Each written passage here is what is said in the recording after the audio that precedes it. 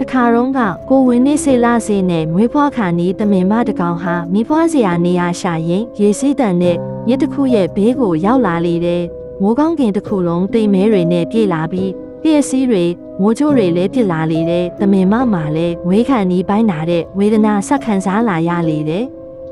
အဲ့ဒီချိန်မှာတမင်မတတိထားမိလိုက်တာကသူ့ရဲ့ဘဲဘက်ချမ်းမှာမိုးဆိုးတယောက်ဟာလေးကိုချိန်ရင်သူ့အနာကြီးကက်လာတာကိုပေါ့ညာဘက်ကိုကြည့်ပြန်တော့သွေးစာနေတဲ့ချင်းသေးတကောင်ကလည်းမန်ဖီပြီးသူ့ကိုခုံအုပ်ပြီးစားတော့ဖို့ချောင်းနေလေတဲ့လောလောဆယ်မှာရှေ့ကရေစီးတန်တဲ့မြစ်ဘဲညာမှာမိုးဆိုးနေခြင်းသေးဆိုတော့နောက်ပြန်လှည့်ဖို့စဉ်းစားစင်မှာပဲသူမလာခဲ့တဲ့အနောက်တော့အုပ်ကလည်းတောမီတွေလောင်လာပါလေရောတဲ့အဲ့ဒီချိန်မှာတမင်မလေးဟာသူ့ရဲ့လွတ်မြောက်ရာလမ်းကိုစဉ်းစားရပါလေရော